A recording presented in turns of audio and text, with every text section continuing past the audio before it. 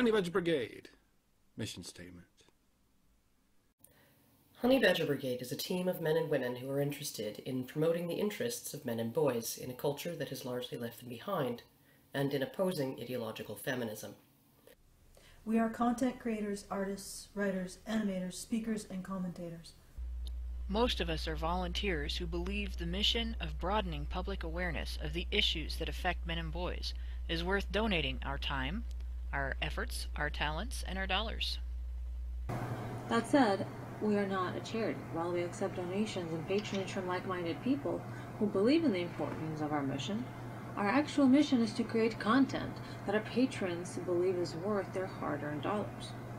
None of us are lawyers, none of us are practicing psychologists, none of us are in position to build shelters, provide crisis services, lobby governments, testify before Congress, or write legislation. We are here, ultimately, to spread a message to the public that such things are sorely needed and are not being done. We are here, ultimately, to educate the public that our society's view of gender relations is wrong-headed and destructive. We are here to create a climate in which compassion for men and boys ceases to be at best an alien concept, and at worst, harmful to women and girls.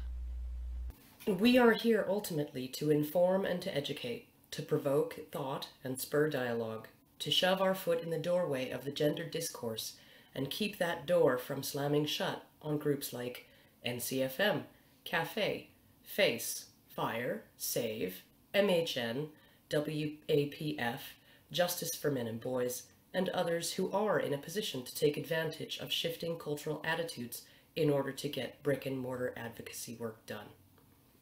In the service of this mission, we write blog posts, share information resources, network, make videos, produce podcasts, engage in discussions on mainstream forums, and give interviews to any media source that comes asking. We are content creators, and we want our content to enjoy the broadest possible reach, so that the attitudes of the public change, and the next time a paternity fraud or alimony reform bill is introduced, politicians will have no choice but to support it. What we do takes a lot of time and effort, and none of us are independently wealthy. This is why HBB needs to operate as a business. Honey Badger Brigade was Allison's brainchild, and she puts in more work than any other member on the team. More than this, she performs the work that none of us would be willing to do, even if we were being paid, stuffing envelopes, herding cats, ordering merchandise, taking minutes during meetings, and keeping track of everything. Once HBB had proven to be a growing concern rather than a flash in the pan, we had to consider how to move forward in such a way that Allison was not at critical risk. In the beginning, Honey Badger Brigade was, essentially, Allison, in the exact same way GirlWrites What is Karen Straughan. But as the platform and the team grew, and as the revenue we were generating increased, it became clear that the Honey Badger Brigade being legally synonymous with Allison Teeman could not last. These problems were easier to deal with when we were a tiny channel with only a few contributors, but as we grew, we had to consider other strategies. If Allison wanted to compensate team members for her work, fund trips and events, or purchase necessary equipment for members of the team with Honey Badger Brigade funds, well, Honey Badger Brigade would be paying income tax as if it were Allison's personal income.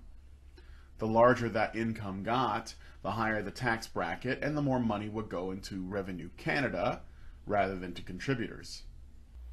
More than this, as long as HBB and Allison Teeman are legally synonymous, any actionable statement made by any team member on any podcast could leave Allison as an individual vulnerable to a lawsuit.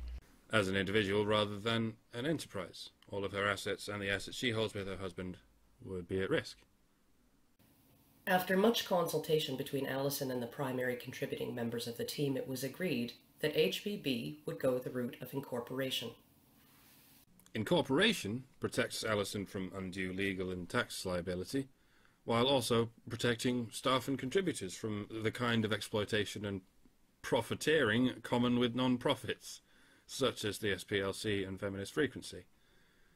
It involves less red tape and fees while still promoting the generation of content through a legal mechanism to eventually pay our most consistent contributors for their work.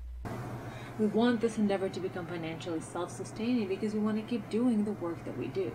We are grateful beyond measure to anyone who has contributed their time and talent to the enterprise, whether it's writing a blog post, hosting a weekly show, or creating a piece of art.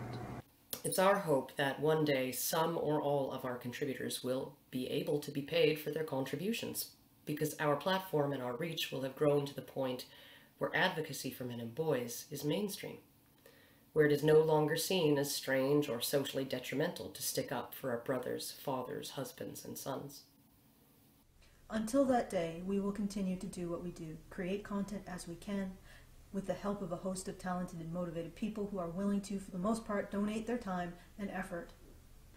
With the help of a host of patrons, who, for the most part, share our vision and are willing to put a portion of their money toward it. Even if, or perhaps because, they can't support us openly without endangering their livelihoods.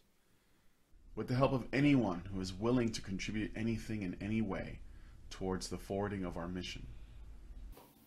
And our mission is to change the gender discourse so that the problems and issues of men and boys become visible to everyone. Our mission is to change the gender narrative so that compassion for men is no longer an alien concept. Our mission is not to fund a domestic violence shelter for men. It is to help create a world in which such a shelter is no longer considered an oddity, let alone a crime against women. It is not to write a paternity fraud bill, but to create a world in which the public can understand that the success of such a bill is just and morally right. This is our mission. Thank you.